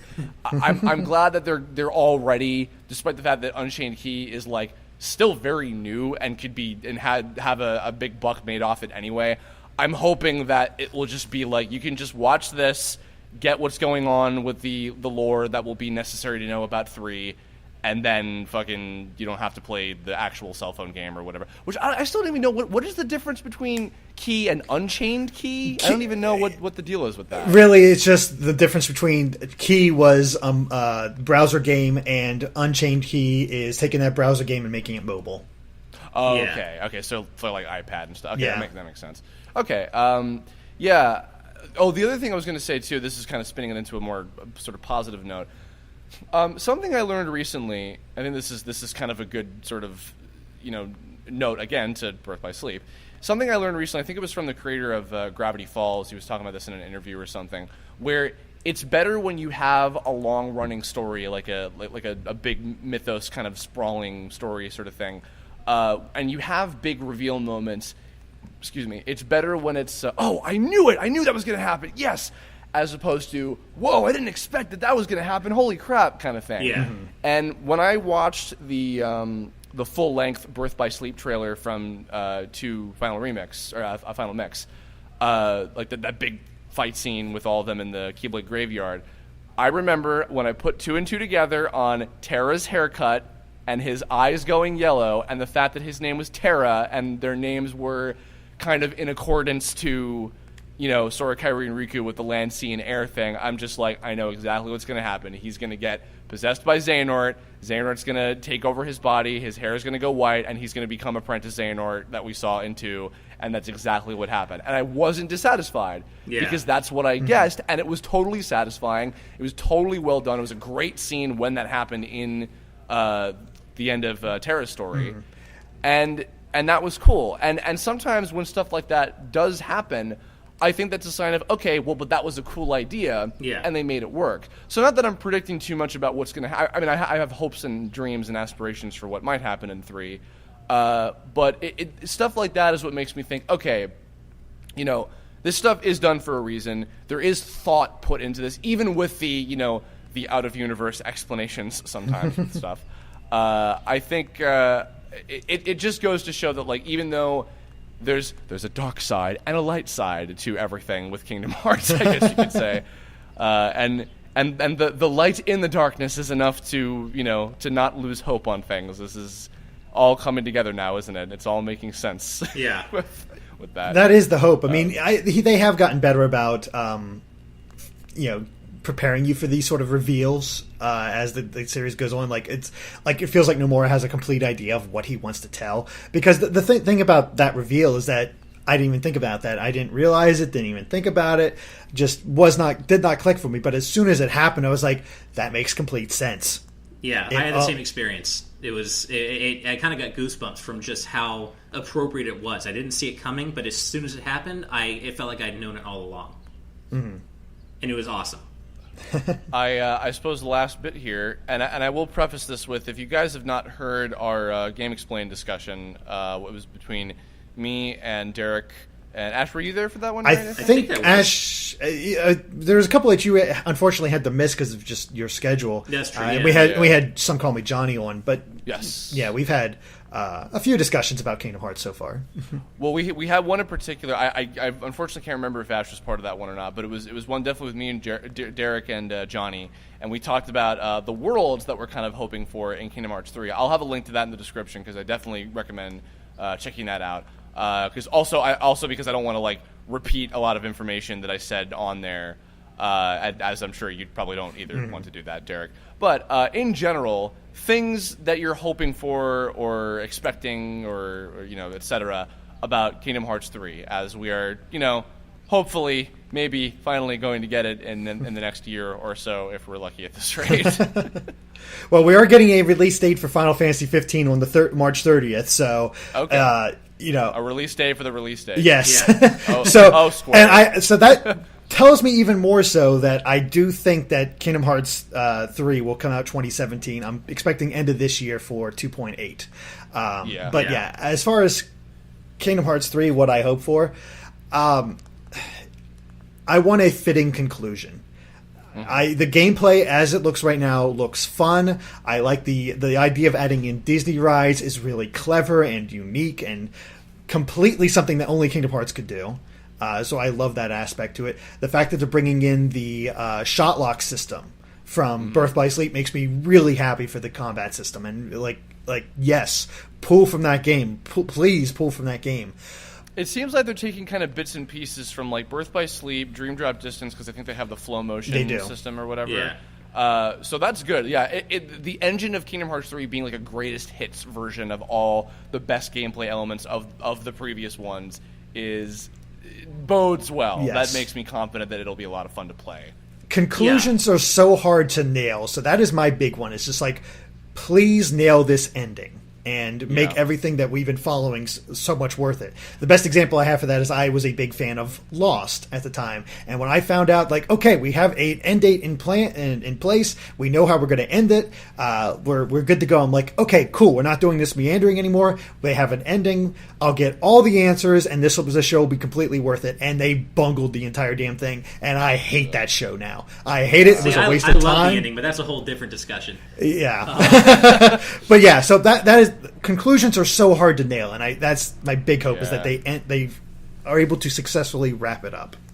Well, and not just nail the ending, but another important element for me is make it an ending. Not just nail it, but make sure it's an ending, because money talks in entertainment, and one of the most important things that a lot of storytellers forget or are forced to forget because money talks is the fact that endings are just as important as beginnings. There is little I hate more in storytelling than a story that will not end because its property makes too much money. I want the story to end. Now, I don't want Kingdom Hearts to end. I know that it's going to continue probably forever, and there will be new characters. That's fine. Kingdom Hearts itself can continue, but let this conclude the story of Sora and Xehanort. I don't want there to be a tease for Kingdom Hearts 4 starring Sora and another incarnation of Xehanort. Endings are so important, not only getting them right, but having them at all. And I really want Kingdom Hearts 3 to be definitive. We've been waiting forever for this game, and that's fine. They're making it great, polishing it. Take as much time as you need, but make it a conclusion, And that's just something that not a lot of games or TV shows or really movie series, a lot of them aren't able to do that because they just keep going on and on and on. And it feels cheap. It robs the characters of some much needed development, and it disrupts a lot of heroes' journeys out there. So I want this to be a conclusion, and I can't state that enough. Well, it's funny. I find myself once again bringing up the Dragon Ball Z comparison. Something interesting about DBZ, and this has happened now a few times with different kind of parts of the show. Akira Toriyama's kind of mentality was that he liked having like, okay, this is an end point, but also leaving things open, not just because Shonen Jump or whatever his publisher were like, oh well, this is making shit tons of money, so keep going. What his mentality was also, he liked having there be more out there to have your like things left up to your imagination. Like Dragon Ball Z or Dragon Ball the comic, there were multiple points in the story where it was going to end, which that's a whole nother, that could be a Kirblog topic in itself with Vegito EX. But I think there's like 5 ending points that you could have ended. Maybe even more than that. There's a whole great article about that my friend Mike Lippery wrote. But basically, in each of those endings, all of them, whether they were intended or otherwise, left things off with, okay, but, there could still be more out there, and Goku wants to continue training and fighting against strong opponents, and having adventures and having a great life, and etc. Which is also part of the reason why all these years later now we're getting Dragon Ball Super, because they were able to fit more things in and do that. And even back in the day with Dragon Ball GT, but we don't talk about that. So in the case of this, I mean, we know that they're going to make more. And we also know that Sora is still going to be the main character for however predetermined amount of time. Yeah, Nomura's already stated that. But he's also stated, which gives me a little bit more confidence that we're getting an actual ending with this whole idea, these story elements that we've been following, is that he said Kingdom Hearts 3 is the end of the Xehanort saga. Yes, yeah. And even then, I mean, I think, Ash, I forget if I said this on a Game Explainer, like when we were hanging out last time, I have a theory. I think that Xehanort is somehow going to get, like, reincarnated and then turned into a good guy somehow, because I think that he's too popular for them to just, like, completely kill off forever. We'll see. If I'm wrong, I'm totally fine with that, because I would probably prefer it to be. But just based off of the out-of-universe explanations that happen with a lot of these things, I could very easily see that happening. But what I'm kind of more specifically hoping for, and Derek, we talked about this in the world suggestion one, where I'm kind of hoping that they save the non-first party Disney stuff for future games. Where I think it would be cool if they saved Star Wars, Marvel, Pixar, that kind of stuff for later ones, and they just stick with the first party Disney things in 3, because there's still plenty of other levels that they could fill a whole game with, to be honest. And the part of the reason also why I want them to do that is if they have a bit of like a fresh start, not like a reboot or a soft reboot or whatever you want to determine it as. I'm saying if 4 is like the beginning of a new kind of thing with it, I think what could be interesting is if, say, okay, they reunite all of the Disney worlds together back into one big giant world, like the legends have always spoken about, kind of thing. Yeah. If that happens, then if 3 ended off with, the only closest thing to a quote-unquote cliffhanger were, oh, but there's more out there. Like, we saved all of these worlds and we stopped the bad guy, but there's still plenty of other stuff out there and more adventures to be had. And Sora just wants to explore. Yeah. Or maybe all of them collectively or whatever kind of thing. Who knows? Like, that would be cool, because that's still an ending to the arc, but it's still leaving things open to the imagination. And more particularly on a creative side of things, it gives Nomura and his team, if they're inevitably going to have to do more games, it allows them a lot more creative freedom, where by leaving things as open as possible and not having all these other plot threads dangling outward or whatever because of shit that's happened that wasn't resolved yet, then it's, oh, we have to make like 5 more spin-off games before we get up to finally concluding this or whatever kind of thing. I think that having a fresh start with 4 and then going to the more like unexpected stuff like Star Wars, Marvel, Pixar movies, etc., would be awesome. That's very specific, and I don't know if that would happen. I'm saying that kind of thinking from like the perspective of the creators, and that could be totally misplaced and not correct for all I know. But But as a fan, that also really excites me. Because we get a proper conclusion, we have ways for the series to continue, and we get the promise of completely new worlds that Disney just acquired over the years, and finally visit those, and it'd be amazing. It really would be. I don't know. Maybe I'm the outlier. I just talking about this is making me fatigued, just because I know what Nomura said. I know it's going to continue probably until the end of time. Endings are so important to me. I would rather them just put a bow on it and say, we told a great trilogy of games with a ton of interquels and prequels and sequels, fine, but let that be it and start a new story, like what Mass Effect Andromeda is doing. Like, Mass Effect 3 is a definitive ending, whether you loved it or hated it. It is a definitive ending, and yeah, they may have gotten some things wrong with that, but good on them for actually having the balls to stick with an ending and not just make Mass Effect 4 because of all the money it would make. I really respect when creators do that and don't just take the easy way that's going to make them the most money. They actually end the story and they're starting something new, and that's what I wish Kingdom Hearts would do. I know it's not, and I'm prepared for that. I'm prepared for there to be a teaser at the end of 3 saying it's not over, but I just wish that we could still call it Kingdom Hearts, but give me a new main character, set it in a different universe, just carry on the conceit and the certain aesthetic elements of Kingdom Hearts, thematic elements, sure, but I love conclusions. I like closure, and I know I'm probably not going to get the closure I want from Kingdom Hearts 3 already. Well, I guess on that subject, though, if it were up to you, would you prefer for it to be like either a full-on reboot or just have like a completely new character to take the place of Sora kind of thing? Yeah, I think maybe not a full-on reboot, but I wouldn't mind if Sora was in the game, but maybe older and there's maybe what kind of you want to start Star Wars 7 situation. Yeah, I want a new story. I want a new story with new characters, new mythology, because I want there to be closure with Sora and Kairi and Riku and Xehanort. I don't want their story to go on indefinitely, because I've been following this series, like you guys, since I was like 15. I want closure. Yeah. I'm 31 now. Like, I want to know what happens. I'm a grown-ass man, goddammit. It's like, I want to see the end of this story. I don't want to just keep going, as much as I love it, and that's the mark of a great story. You don't want it to end, even though you kind of do, because you care so much about these characters. Yeah, it's the curse, man. I just want it to fucking end already so Sora, Kairi, and Riku can finally admit that they're in a poly relationship and just, Well, that was actually I was going to touch on something about that. One thing I do hope from 3, specifically story and character-wise, is, I was a big fan of the totally innocent, really cute, kind of adorable romance between Sora and Kairi, and one of the most effective moments in the series, in my opinion, is when Kairi, at the end of Kingdom Hearts 1, when Kairi goes and discovers the drawings that Sora made of him giving her the Palpu fruit, and she finishes the drawing. That's such a heart-wrenching, wonderful moment.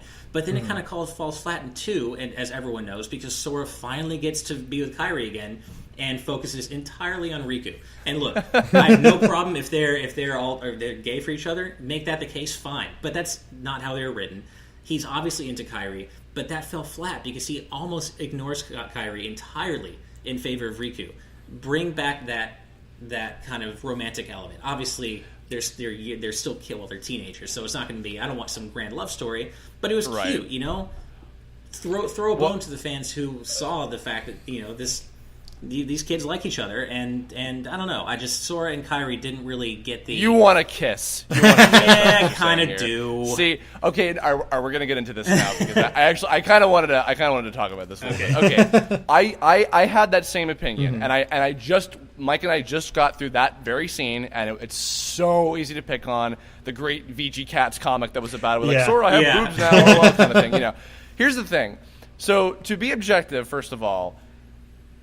At the end of Kingdom Hearts 1, Sora knows that Kairi is fine, and she's back on the island, and everything's okay.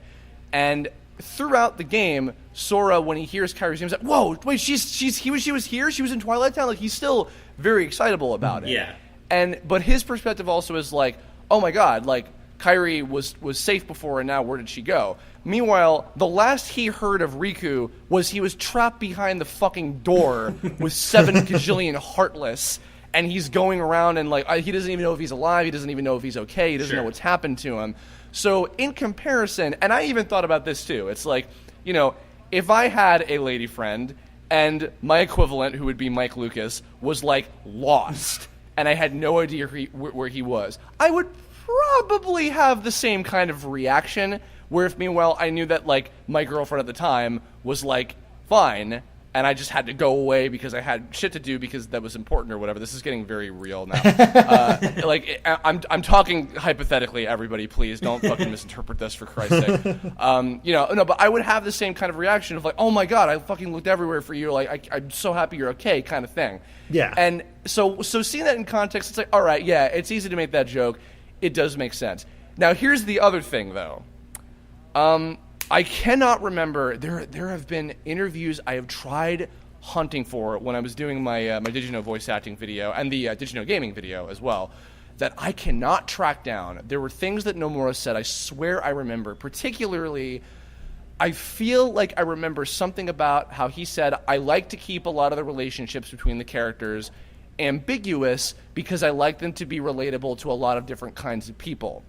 And when I was a teenager and I was first being introduced to, you know, kind of the hardcore, or not even hardcore, but like teenage yaoi fandom, I used to look at that and scoff and be like, oh, for Christ's sake, it's just like, it's not even about the relationship, it's just about what do I consider to be hot and what am I getting off to or whatever, right?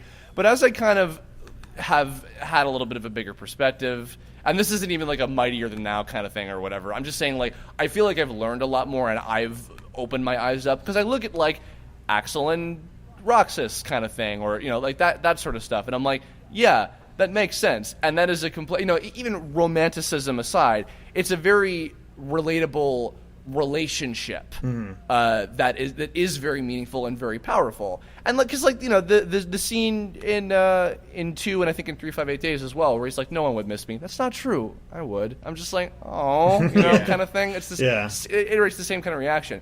And oh god, I feel so bad because I can't remember her name. There's an artist I found. I think it was when E3 was happening and they had one of the new Kingdom Hearts 3 trailers or something, whatever it was. I found this artist who draws this really great, not sexualized, mind you, fan art of Sora, Kairi, and Riku in a poly relationship. And I saw that, and I'm just like, I know that's so easy to be like, oh, haha, you know, fan art, but I'm just like, that actually makes a lot of sense. Like, no, yeah. I'm not even like, legitimately, it really does make sense. And I know that they would never, like, acknowledge that, but at the same time, I also, on that subject, Ash, I don't know if they ever even would flat out acknowledge those kind of relationships between the characters. But they kind of already have, and that's what's so frustrating. If they hadn't already before, I wouldn't care. But they went to great pains to acknowledge the hell out of Sora and Kairi's relationship in Kingdom Hearts 1 and in Chain of Memories. So that's why it's frustrating. It's like, come on. But you know what it could have been? It very well might have been that was what they were thinking of doing when maybe it was just going to be the one game and they had no idea if there would have been. That could be. That's the thing too. Sometimes you never know if you're going to be. Now they know they're doing a million sequels, of course, but at the time they probably had no fucking idea that anything was going to continue. Yeah. Same thing with, you know, we learned only in the last couple of years about the cartoon that almost happened, and the reason that they didn't do that is because they found out, oh, we're doing more games. And can you believe it? They didn't do the cartoon because they didn't want things to be even more confusing. Can you fucking imagine not only all of us deciphering all the shit happening with all of the games, the 7 or 8 games that are come out, and then also having to manage you know, a completely different interpretation of the events of the games through a cartoon. Like, you know, because I think about, I know that, Ash, you're not big into Mega Man Battle Network. That's Battle not Network true at all. was Wait. Who said that? Wait, were you? Oh, no, I'm sorry. No, maybe I'm just thinking because you're more of a fan of X. But you do like Battle Network. Okay, I'm sorry. No, I'm confusing with somebody else. My bad. No, I should have just known. Sweeping, I love all Mega Man. How foolish of me. I apologize. That's fine. But on that note, then you'll relate to this. You know, there was the anime, there was the video games, and there was the manga. All three of them had different interpretations of the same material depending on whatever the newest game was out. That was easier to keep track of because everything was just a straight line. It was just 1, 2, 3, 4, 5, 6, and that's it, right? And the couple spin-off games, but those were just kind of whatever. With Kingdom Hearts, if you imagine like how complicated everything from all those games, and then also a show, and even the manga, like the manga takes liberties sometimes, and they've added and changed, you know, little bits and pieces here and there, you know. And granted, I don't know how really popular in like the grand scheme of things the manga is, but yeah, that would have been like tremendously confusing to have that too. So I don't know, but either way, going back to the main point, my guess is, like many things that have happened with the story, it very well could have been, oh, we're just expecting that it'll be like as black and white, you know, kind of, I hesitate to say milquetoast kind of romance. I mean, that's kind of what it is, I guess you could say. But I think that maybe what might have happened, if this is all entirely a theory, but maybe Nomura was like, well, I could do that, it's a little like that's been done a million times before, but maybe what might have more value, and maybe this was valuable to him, is like having it be kind of open and interpretable, because romance is so hard to get right on top of everything else, you know? Yeah. So, and listen, take it from me, I'm a shipper. I love that type of shit. Yeah. So I would also love to see that happen. I would be totally fine with that too. But I looking at it from an outsider's perspective, and even from a creator's perspective too, like as I've learned a lot about, you know, writing stuff and writing romances, even with Tome and with Cryamore and stuff like that, I could see the value in them also not wanting to make it a clear cut, like this is what happens and etc. So who knows? I hear you. I'm just being selfish. No, that's not selfish, because if they tease it, it's like, of course, like you have the want for that. To be fair, they really haven't had Sora and Kairi interact that much since Kingdom Hearts 2, or really since the original. I mean, they haven't really interacted that much. And Sora does, you know, when the Nightmare Before Christmas world in Kingdom Hearts 2, he imagines dancing with Kairi. That's true, he does. Which, by the way, I never realized how creepy that was. Oh, yeah, it's totally creepy seeing old Sora with... kid Kairi and he's the teenage. I mean, it makes... I remember that. I have to go back and look at that. It's adult... It's current Sora, and since he doesn't know what a new adult's Kairi looks like, it's young Kairi. Yeah, and you know, if he was imagining the kid version of himself, that would be cute. But because it's teenage him and little Kairi, I'm just like, whoa, hold on a minute. Yeah, that's a little weird. But yeah, still, him like when he finds out Kairi is in danger, he does get upset. He does take more of a concern. But I can completely agree, and that's the way I've always sort of reasoned it out, is for why he has such a reaction to finally. Finding Riku is because it has been so long. Unfortunately, we haven't really had much between Sora and Kairi since Kingdom Hearts 2, because it's been prequels and Recoded wasn't the real Sora, and you know, we got that little bit ending, and then Dream Drop Distance.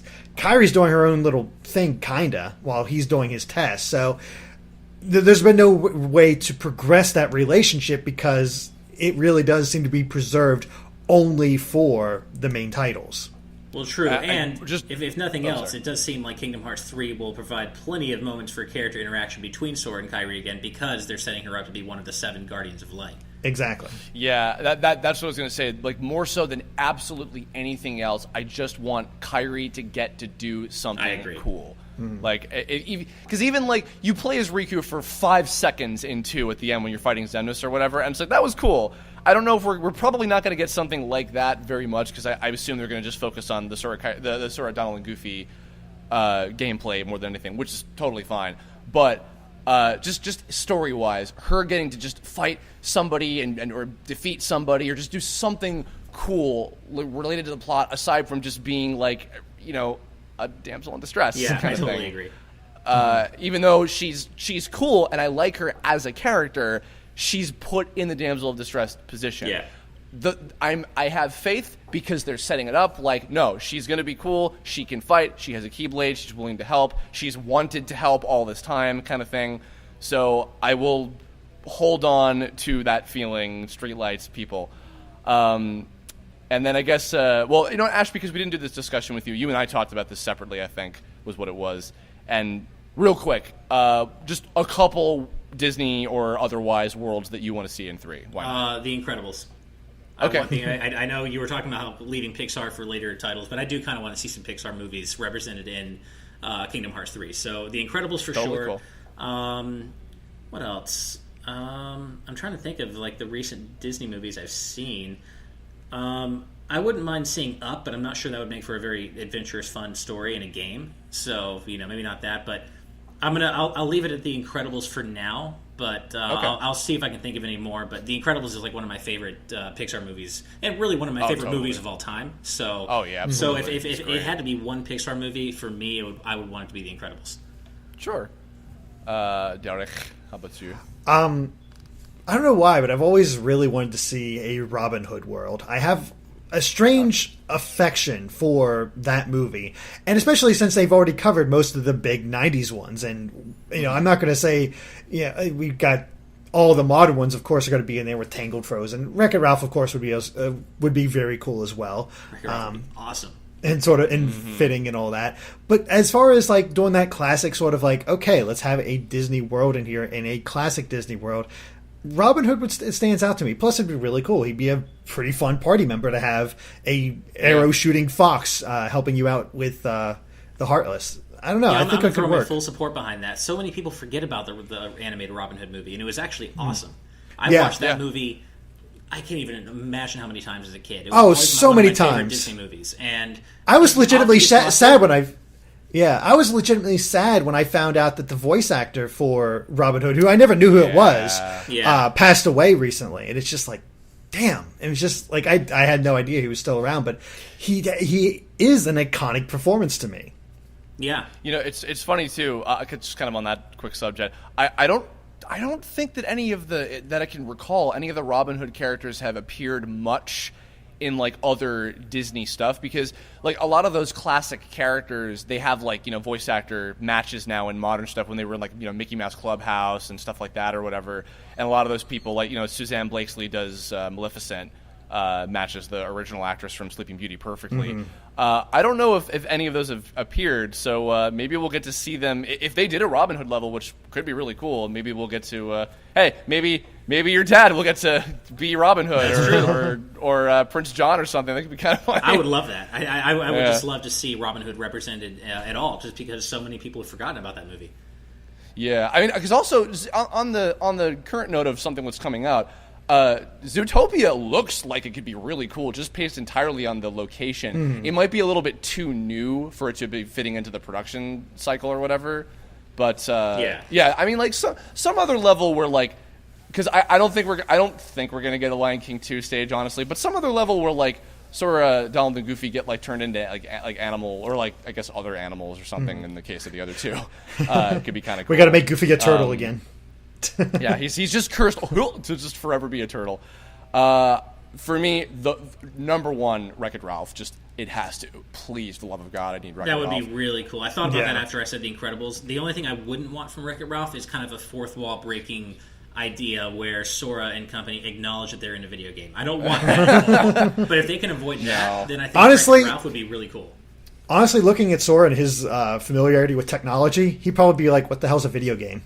That's true, actually. Well, I mean, it'd be interesting, because I could see maybe the arcade, or if not Mr. Litwack's arcade, just the different arcade machines being somewhere in, like, I don't know, like Twilight Town, sure. or Radiant Garden or something like that, and then you go into the circuit breaker, and then Grand Central Station is the Wreck-It Ralph level, in which case then you can go to each of the different game worlds and stuff. Actually, on that note, something kind of cool I thought, I forget if I mentioned this on the Game Explain discussion, but fuck it, whatever, would be kind of funny is, since we have a arcade version of Dissidia coming out very soon, if perhaps an optional boss fight in Game Central Station somewhere against another Final Fantasy character mixed in there could be kind of funny. I just want to be Lightning just to piss people off. Oh, see, my first thought immediately went to Warrior of Light. Get that classic Final Fantasy. The Final Fantasy one. Yeah, that could be cool. No, but that's the thing. Make people happy, Derek. I want it to be Lightning, so just to see because you're that's because you're just a hateful person. I think that's the thing though. I think that Lightning would be much more likely of just a character to just be in the story somewhere, like Cloud and like the Hollow Bastion. Like, I would not be surprised if she does show up. Yeah. I mean, because she's such a. I mean, say I don't know shit about 13, so I can't even comment. Whatever, but like Lightning is super popular. She seems like a cool character. I mean, I don't see why they wouldn't. Or maybe work in like Noctis or somebody from 15. Well, and Lightning is like Nomore's baby too. So okay. Well, then there you go. Absolutely. Yeah, I honestly I could see her being like in the real world and not like the Warrior of Light or somebody classic from like one of the early Final Fantasy games. I could see more likely to be like a Dissidia optional boss. Anyway, back on track. The unrealistic one that I know is not going to happen just because like not enough people care about the movie, and Treasure Planet. That would be Treasure really cool. Planet. Yeah. As a setting, I'd be down for it. Yeah, it'd be such a cool. Even if I know the story's not like amazing. I like the movie personally, but I know it's not a great movie. But just the location of that one would be so fucking amazing. And they could easily make it work with the gummy ships and all that. Yeah, exactly. Like it could, like that stuff could just be like floating in like the space zone or whatever of the the Kingdom Hearts universe. Yeah, that's exactly what they did with Stitch. Yeah. I think that Lilo and Stitch might be possible, like just like Hawaii, more or less, because we haven't been to that part of the movie in the other Kingdom Hearts games yet. What else would there be? I guess Frozen. I wouldn't mind because like if they do something cool with it, that'll be okay. Tangled, I'm looking forward to because I love that movie. Princess and the Frog, I think could make for a cool stage. I feel like that's, even though it didn't do amazingly in the box office, I feel like that's much more likely than Treasure Planet. Yeah, I agree. To get picked. I do love that they're Home on the Range. Story. What's Home that? on the Range. Oh wow! Shut up. Brother Bear. Actually, Brother Bear's not that bad of a movie. Yeah. But, I do like that they're continuing the story officially of Big Hero 6 within Kingdom Hearts 3. I think that is cool. Yes, definitely. And again, even like with I'm not gonna complain if we do get a Pixar level or a Star Wars level or a Marvel level at all. I'm totally fine. Even though I would like to see them save them for the later ones. I want to see all that shit. I want to see Toy Story. I want to see Bug's Life. Definitely Incredibles. A lot of that stuff. I would love to see their interpretation on that at some point. Definitely. I want to see Pixar like crazy. But throw me in the crowd that kind of doesn't want to see Star Wars or Marvel. I just don't really want to see those cross over into Kingdom Hearts. I'm sure there'd be nothing wrong with it, but I just don't. I don't know. When I think about Spider-Man in Kingdom Hearts, my heart doesn't exactly flutter. I'm just like, eh. I mean, it would have to be... because for one thing, the Marvel Universe is one world. Yeah. So that would have to be done very particularly. And then Star Wars is the same kind of way, where it's like it's a galaxy far, far away is the entire world. And that's like... Well, that's a whole other, can of worms to open, I guess you could say. Which, again, that's part of the reason why I think they're better off saving those kind of things for a separate game where they don't have to worry about kind of sticking to the same formula if they want to like reinvent things a little bit.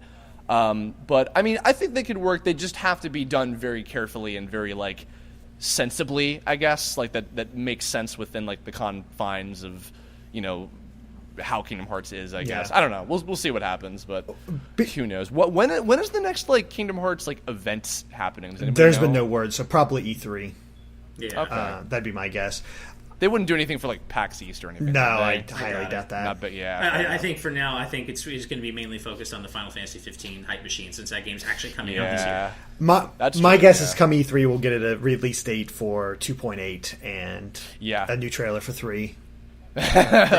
Probably another world or two revealed. Hopefully.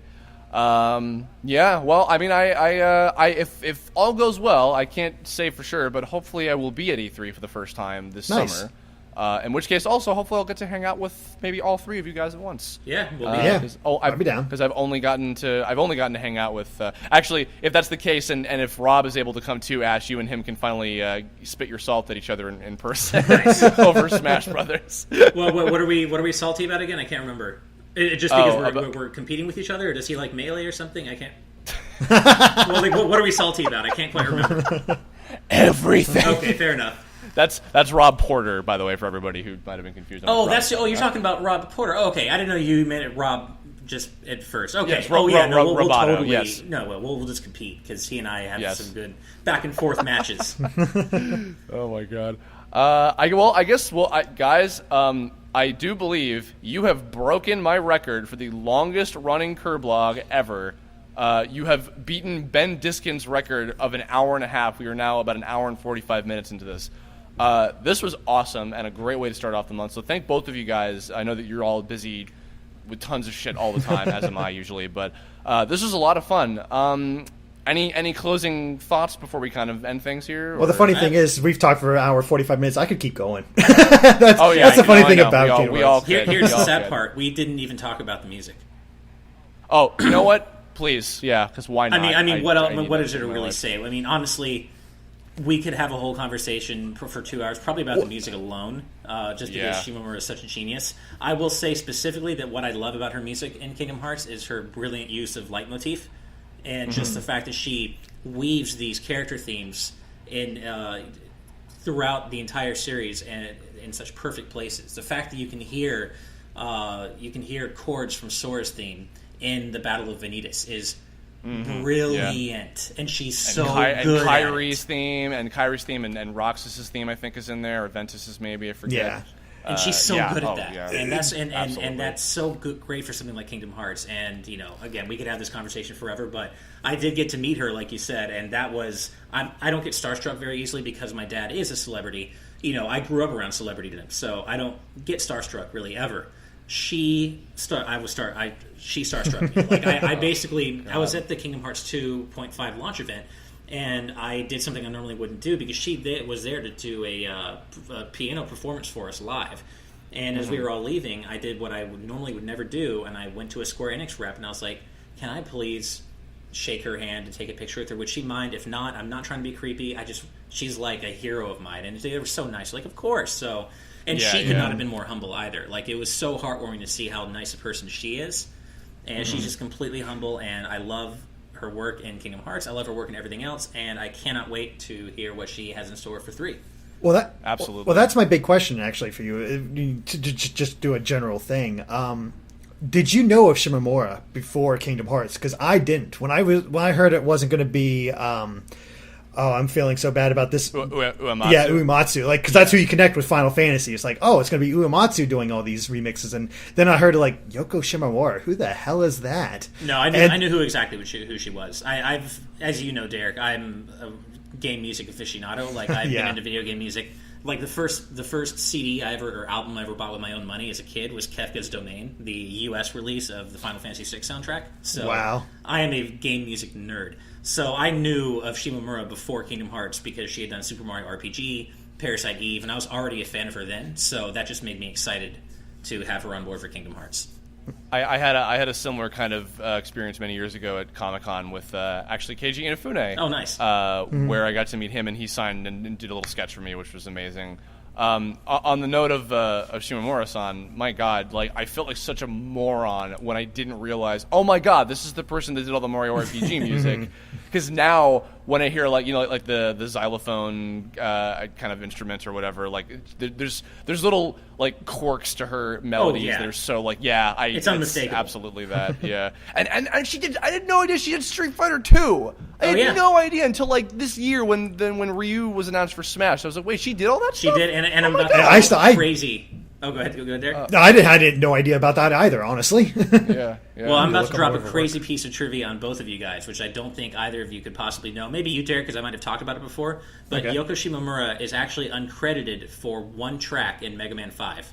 And it happens to be my favorite Mega Man Classic song across the entire Classic series, and that is the Wily Castle theme for Mega Man 5. Oh, wow. Oh, my God. She did that awesome. theme alone, and she's uncredited for it, but it is a little-known piece of trivia that she did the Wily Castle theme for Mega Man 5. No shit. Huh. Yeah. I'll have to listen to that again just to see if I could tell.